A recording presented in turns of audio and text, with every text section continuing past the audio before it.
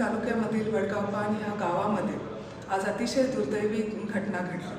खरं तर एक लहान मुलगी 6वीतली आमची ती मुलगी ती घरी जात असताना शाळेतून घरी जात असताना एका अज्ञात पुरुषाने तिच्यावरती ॲसिडचा हल्ला केला। खरं ही मुलगी जिथून जात होती त्या रस्त्यावरती CCTV वगैरे काहीच नव्हतं आणि कुणी का बरं केलंय ते अजूनही कोणाच्या लक्षात येत नाहीये। मला प्रशासनाला आणि शासनाला दोघांना विनंती करायची आहे की आपल्याला तो गुन्हेगार शोधून त्याच्यावरती कडक शिक्षा झाली पाहिजे। ह्याच्यावरती जे काही पावलं तुम्हाला घ्यायचे आहेत ते सर्व घेतले पाहिजे। सगळ्यात राजकारण, पक्ष, धर्म, जात ह्या सगळ्या गोष्टी बाजूला ठेवून आपल्या मुलींची सुरक्षा हे सर्वात प्रमुख आपली गोष्ट पाहिजे।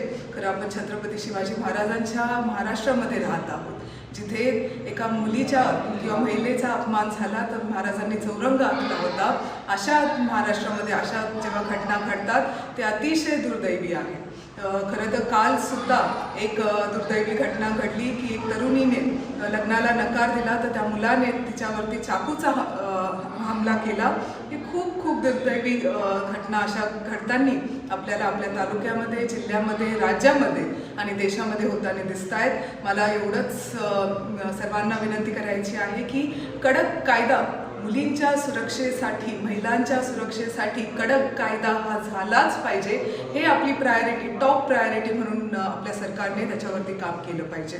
इतका कडक आणि कठोर शिक्षा झाली पाहिजे की कुणी पुन्हा हिम्मत नाही केली पाहिजे, कोणत्याही मुलीवरती किंवा महिलेवरती हल्ला करण्याची हिम्मत नाही झाली पाहिजे, असा कायदा आपल्या सरकारने काढला पाहिजे। यासाठी खरं आम्ही सर्वजण इथे आहोत। आम्हाला म्हणजे जे काही सरकारला करता येईल त्यांनी ते केलंच पाहिजे। मला एवढंच सांगायचं आहे की आपण सर्व मुलींना पुढे घेऊन येण्याचं जेव्हा बोलत असतो की त्या पुढे आल्या पाहिजे, तर प्रत्येक क्षेत्रामध्ये मुली आणि महिला अतिशय चांगलं काम करताना दिसत आहे आणि त्याच वेळेस असं काहीतरी घडतं जे आपल्या मुलींना पुन्हा कितीतरी वर्ष मागे लुटून देतं।